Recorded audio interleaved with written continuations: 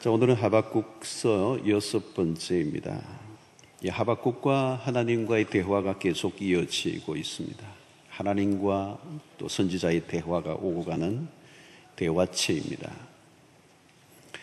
대화이지만 선지자의 입장에서는 좀 볼멘, 원망 섞인 그런 질문들, 또 거기에 대한 하나님의 답변이 계속되고 있습니다.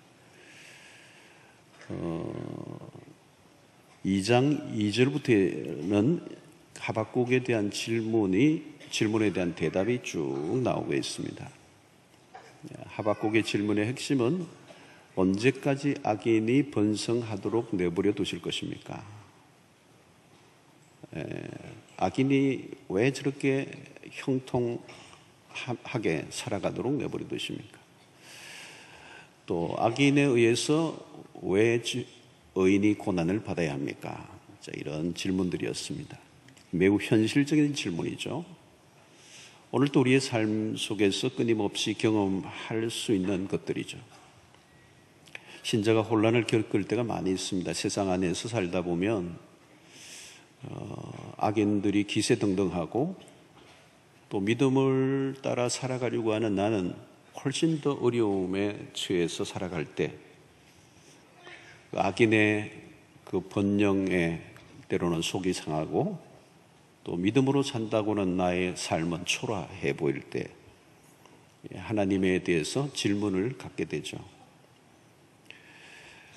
거기에 대한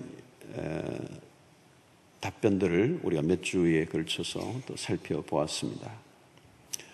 그러면서 하나님의 답변이 2장 2절부터는 악인을 결코 내버려 두지 않고 심판하실 것이다. 자, 그 말씀을 하십니다.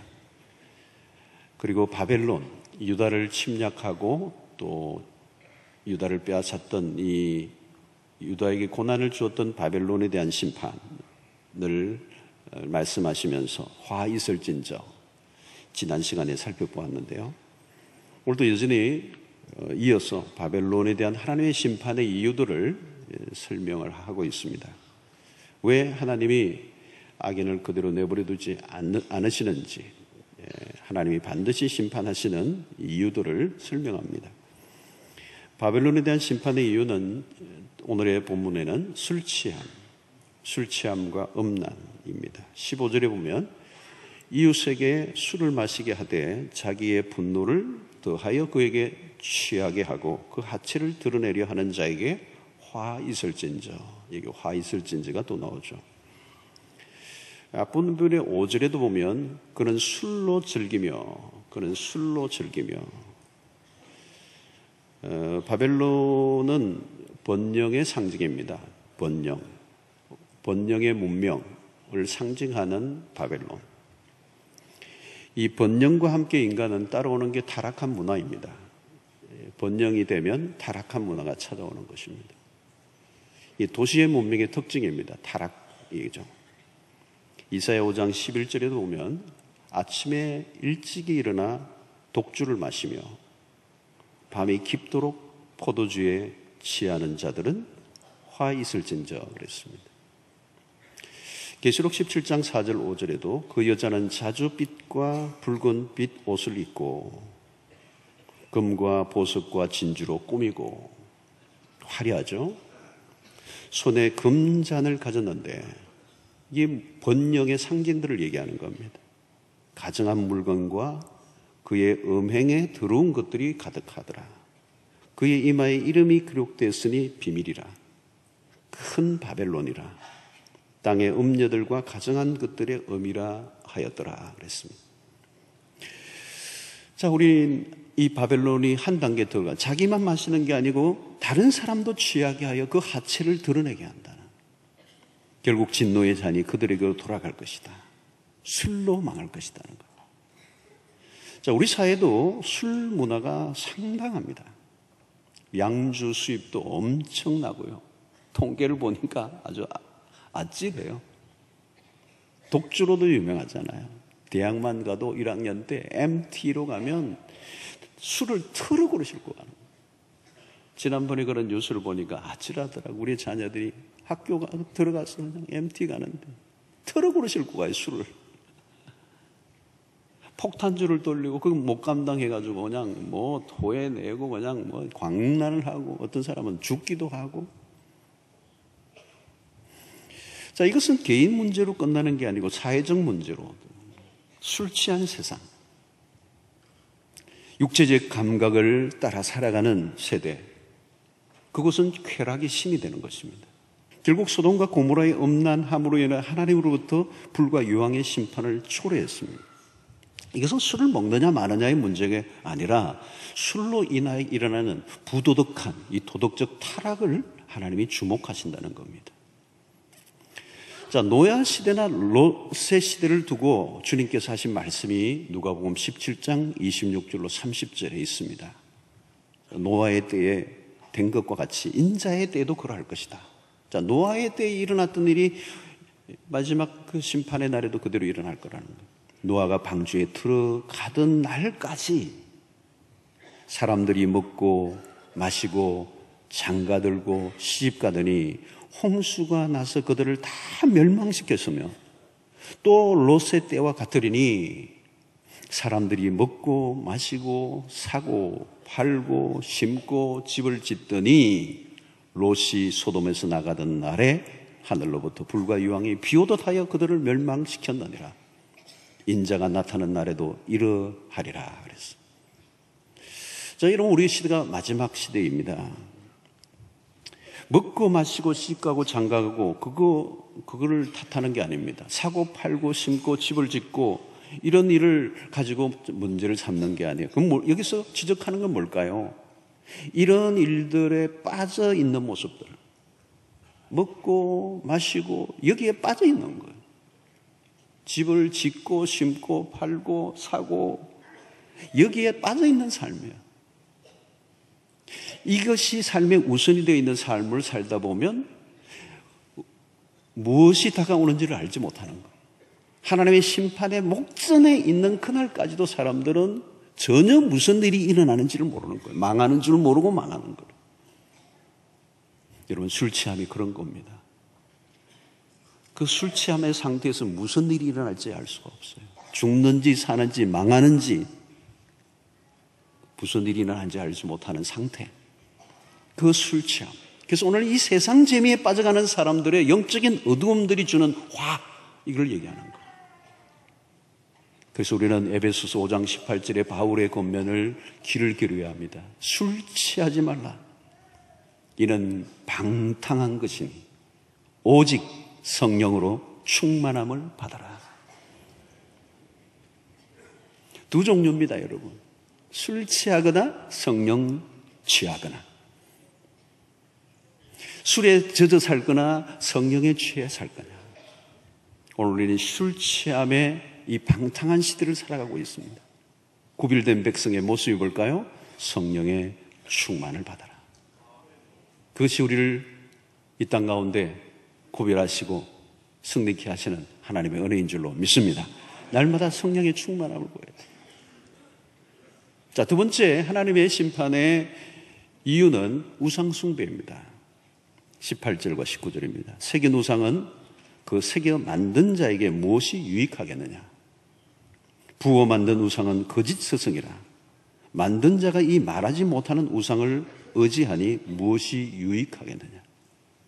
나무에게 깨라 하며 말하지 못하는 돌에게 일어나라 하는 자에게 화 있을진저. 그것이 교훈을 베풀겠느냐? 보라이는 금과 은으로 입힌 것인즉 그 속에는 생기가 도무지 없느니라. 자, 우상 숭배는 하나님으로부터 멸망을 자초하는 행위라는 겁니다. 자, 이 바벨론은 그 자체가 우상이에요. 우상이 가득한 나라. 벨이라고 하는 우상을 섬기고 느보라고 하는 우상을 섬기는 그 시대의 모든 그 나라 전체가 우상의 숭배의 도시. 자, 오늘 본문은 이 우상의 특성에 대해서 몇 가지 언급하고 있습니다. 첫 번째는 우상은 인간이 만든 거라는 거예요. 자, 하나님과 우상의 차이는 분명합니다. 하나님과 우상의 차이는 분명해요. 우상은 만들어진 존재예요. 하나님은 이 우주 만물을 만드신 분이십니다. 이 큰 차이죠, 큰 차이죠. 피조물을 가운데 뭘 만들어서 자기가 우상을 만드는 거예요. 만들어진 것을 믿을 건가? 만드신 분을 믿으실 건가? 너무도 분명하잖아요. 자신이 만들어 놓은 것을 가지고 그 앞에 무릎을 꿇고 거기에 의지하고 그것이야말로 무지의 극치라는 것.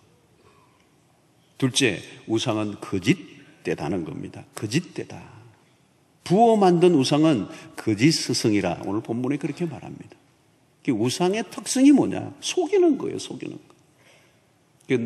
돌과 나무를 깎아 만들고 그 위에 금과 은을 붙여서 화려하게 꾸며놨어요. 그래서 이 바벨론에도 그 우상들은 다니엘서도 우리가 보면 알지만 거대하게 만든 거예요. 어마어마하게 크게 만들어요. 그 신상을 크게 만들고 거기에다 은과 금을 붙이는 거예요. 도금을 한 거죠. 통째로 만들지는 못하고 도금으로 만들었어요. 이게 화려하고 거대한 위용을 드러내는 그 우상은 사람들을 미혹하는 거예요. 뭔가 기대하게 만드는.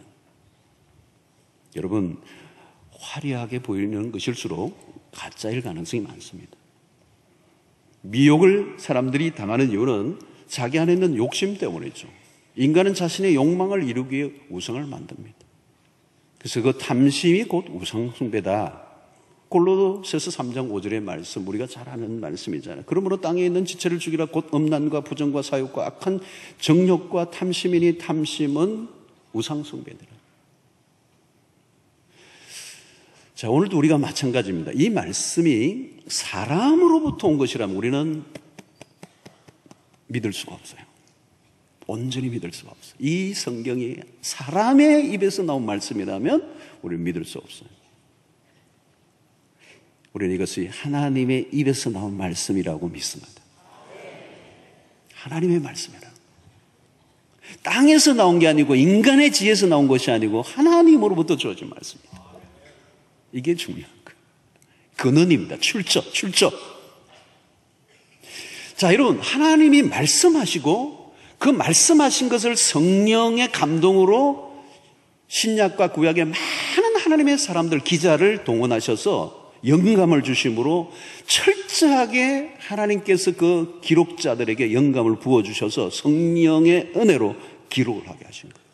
그러니까 이 성경이 수천 년의 역사 속에 수많은 사람들의 기자들이 있지만 창세기부터 요한까지 동일한 진리를 가르치고 있는 것은 기자들은 많이 있지만 원저자는 한 분이 있기 때문에 그래요. 이게 한 사람이 기록한 책이 아니에요. 여러 사람이 기록해서. 근데 원저자는 하나님이시라는 거예요. 하나님이 성령의 감동으로 기록된 하나님으로부터 하나님이 말씀하신 것을 기록하신 거예요. 만약에 우리가 하나님이 말씀하지 않았다면 우리는 하나님을 알 수가 없습니다. 우리의 상상으로 만들어낸 신이 될 수밖에 없는 거예요. 그러면 우리의 상상에서 나온 하나님을 우리가 어떻게 믿어요? 다 각자 다를 텐데. 성도 여러분, 우리가 믿는 하나님은 말씀하시는 하나님이죠. 그러니까 우리 기독교의 이 로고스라고 하는 게 너무너무 중요한 거예요. 로고스. 하나님의 말씀하시는 하나님. 그런데 이 말씀이 그냥 말씀이 아니고 살아있는 말씀이라는 거예요. 자, 히브리서 4장 12절을 보십시오. 하나님의 말씀은 살아있고 하나님의 말씀은 살아있고 이게 중요합니다. 활력이 있어. 좌우의 날선 어떤 것보다 예리하여 혼과 영과 및 관절과 골수를 찔러 쪼개기까지 하며 마음의 생각과 뜻을 판단한다. 하나님의 말씀은 살아있다는 겁니다. 이것은 2000년 전, 3000년 전 기록된 그 말씀을 오늘을 사는 내가 읽는 그 어느 순간에 그 말씀이 살아서 내 영혼을 흔들어 놓는 역사. 까만 거는 글이요, 흰 거는 종이요. 그게 아니에요. 살아있는 말씀. 그래서 어느 날 성경을 읽다 보면 이 글이 그냥 이렇게 평면에 있는 게 아니고 볼록볼록 튀어나오는 것 같은 느낌을 받을 때 살아있는 거예요. 움직이는 것 같은. 내 영혼이 막 감동이 일어나고 내 죄가 막 기억나게 하시고 어떤 때는 위로가 넘치게 하시고 소망이 넘치게 하시고 살맛이 나게 하시고 하나님의 말씀이 살아있는 거예요. 우리가 살고 죽는 것은 하나님의 말씀에 달려 있습니다. 하나님의 말씀이 우리의 영혼에 생명을 불어넣습니다. 우리는 떡으로만 살지 못합니다. 하나님의 말씀이 없으면 우리는 힘을 잃습니다. 우리의 영혼은 하나님의 말씀으로 산다는 거예요. 여러분, 우리는 하나님의 말씀을 믿습니다. 그 말씀이 생명의 떡입니다. 하나님의 말씀으로 이 세상을 창조하시고 통치하시고 심판하십니다. 하박국에서 만나는 하나님은 말씀하시는 분이십니다. 하나님은 인간의 언어를 사용하셔서 하나님의 뜻을 전달하십니다. 근데 하나님은 말씀하시기만 하시는 것이 아니고 우리와 대화하십니다. 하나님은 우리와 교제를 원하시죠. 그래서 우리에게 말을 거시고요. 그리고 우리의 질문에 답을 하십니다. 오늘 하박국에서 우리가 그걸 발견합니다. 자, 이것은 우상과는 비교가 안 되는 거예요. 우상은 말을 하지 못해요. 자, 그러므로 이 우상 숭배의 끝은 뭐냐? 멸망이다. 우상은 거짓이라는 거예요. 미혹하는 것이고 그 미혹의 끝은 멸망으로 이끄는 것이다.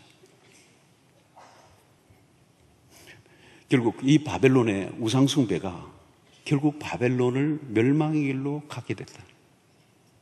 그게 오늘 바벨론에 대해 화 있을진저라고 하는 하나님의 말씀에 대한 이 마지막 심판의 이유가 우상 숭배. 사랑하는 성도 여러분, 우리 안에 어떤 우상도 하나님은 용납하지 않습니다. 우리 안에 우상이 있다면 회파하는 은혜가 있게 되기를 축원합니다. 그건 용납할 수가 없어요. 자, 오늘 20절의 결론의 말씀인데요. 오직 하나님 여호와는 그 성전에 계시니, 오늘 2장 마지막 구절이죠. 오직 여호와는 그 성전에 계시니 온 땅은 그 앞에서 잠잠할지니라 하니라. 자, 오늘 여기서 오직 여호와는 성전에 계시니, 하나님의 형체가 계시지, 형상을 갖고 우상과 같이 화려하게 멋있게 서 있지는 않지만 여호와는 영으로 그 성전에 존재하고 계신다. 하나님이 잠잠하시다고 안 계신 게 아니라는 겁니다. 하나님 앞에서 취할 태도는 뭘까요? 온 땅은 그 앞에 잠잠할지니라. Silent. 자, 이것은 1차적으로는 하박국 선지자에게 하시는 말씀이 있습니다. 선지자야, 무슨 말이 그렇게 많냐? 나 모르냐? 그냥 나 믿고 따라와. 너의 질문에 내가 다 답을 한다고 나의 말을 너가 알아들을 수 있을 것 같냐? 여러분, 우리는 뭘 잘 모를 때 말이 많습니다. 말이 많은 것은 아직도 뭘 모른다는 얘기죠. 성도 여러분, 하나님의 음성을 듣고자 하면, 제대로 신앙생활을 하려고 하면 침묵 훈련을 해야 합니다. 가만히 있을지어다, 잠잠히 있을지어다. 시편의 시인들이 처음에는 하나님께 원망과 불평을 털어놓습니다. 하나님, 어찌하여 막 불평을 털어놓지만 어느 순간이 되면 침묵으로 돌아가요. 왜? 하나님을 만났기 때문에. 우리는 매일매일 잠잠히 하나님 앞에 머물러 있는 시간을 가져야 합니다. 우리가 하나님의 음성을 들으면 우리의 할 말이 다 사라져버려요. 우리가 얼마나 무익한 말을 많이 하고 살았는가를 깨닫게 됩니다. 말이 많은 이유는 하나님의 음성을 듣지 않기 때문입니다. 자, 변화상 사건에서 나온 말씀이 하나 있습니다. 마태복음 17장 5절에 보면 말할 때에, 이 말할 때는 누구냐 하면 베드로가 말할 때예요. 호련히 빛난 구름이 그들을 덮으며 구름 속에서 소리가 나서 이르시되 이는 내 사랑하는 아들이요 기뻐하는 자니 너희는 그의 말을 들으라 하시는지라. 하나님이 이 변화산 사건이 일어나 베드로, 야고보, 요한을 데리고 예수님이 변화산에 올라갔는데 예수님의 놀라운 변화가 일어나고, 그리고 거기에 모세와 엘리야가 나타난 거예요. 그리고 황홀한 그 장면을 보고 베드로가 너무 흥분해서 여기 텐트 3개 짓고, 하나는 주님, 하나는 엘리야, 모세를 위하여 여기 막 그냥 살면 좋겠습니다. 내려가기 싫습니다. 이러니까 이 베드로가 지금 무슨 소리를 하는지 모르겠는데 헛소리를 하고 있으니까, 그때 하나님이 하늘에서 음성이 들려서 이제 이런 내 사랑하는 아들이요 내 기뻐하는 자라 말씀하시고 너희는 그의 말을 들어라. 예수님의 말을 들어라. 여러분, 중요한 것은 주님의 말씀을 듣는 것입니다. 우리의 생각과 우리의 의도가 아니라 주님의 말씀을 들어라. 그래서 시편 46편 10절의 말씀이 중요하죠. 너희는 이르시기를 너희는 가만히 있어 내가 하나님 됨을 알지어다. 자, 여러분, 우리가 잠잠히 있어야 될 이유가 뭘까요? 내가 하나님 됨을 알지어다. 내가 문나라 중에서 높임을 받으리라. 내가 세계 중에서 높임을 받으리라 하시도다. 여러분, 우리가 어떻게 잠잠할 수 있습니까? 바로 기도를 통하여. 기도를 통하여 무엇을요? 하나님이 하나님이심을 바라보는 것, 인정하는 것. 그래서 우리는 기도를 배우려고 하면 침묵을 익혀야 합니다. 그런데 우리는 기도할 때조차도 자신의 말을 늘어놓을 때가 많아요. 하나님은 우리의 기도를 들으셔야 하는 분이고 우리는 말을 해야 하는 사람들로 알고 있습니다. 그런데 여러분, 정반대입니다. 우리는 듣는 쪽이어야 하고 하나님은 말씀하시는 분이어야 합니다. 그게 기도예요. 물론 초신자 때는 내가 하고 싶은 말을 하지만 철이 들고 하나님의 은혜를 발견하고 하나님이 누구신지 알아가면 내 말은 줄어들고 하나님의 말씀에 귀를 기울이는 시간이 더 많아지게 되는 거예요. 그게 온전한 기도입니다. 그리고 이 기도는 독백이 아니라 대화예요. 대화는 우리는 먼저 대화에서 하나님의 편에서 말씀하시는 것을 듣는 쪽에 서 있어야 돼요. 듣고 난 다음에 반응하는 게 기도입니다. 하나님을 설득시키려고 설명을 길게 늘려뜨려서는 안 돼요. 기도를 통해서 얻는 최종적인 결론은 하나님이 하나님이심을 인정하는 것입니다. 여러분, 왜 우리가 기도합니까? 내가 문제를 풀고 내가 노력하고 내가 열심을 내고 내가 의도한 대로 나가면 되지 왜 기도하고 엎드리고 있는 거예요? 하나님이 하나님이심을 알기 때문에, 내가 하는 일보다 하나님은 더 위대하신 일을 행하실 수 있는 분이시기 때문에, 그분은 살아계시기 때문에 그분 앞에 엎드리는 거예요. 하나님, 하나님의 행하심을 믿습니다. 자, 그러므로 이 기도 시간에 제일 중요한 건 하나님의 음성을 듣는 것입니다. 너희는 가만히 있어 내가 하나님됨을 알지어다.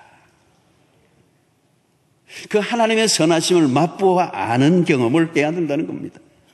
그래서 하나님이 말씀하십니다. 내가 모든 민족 가운데 모든 백성이 물이 바다 덮음같이 여호와의 영광을 인정하는 것이 온 땅에 충만하는 그날이 되게 하도록 내가 역사하겠다.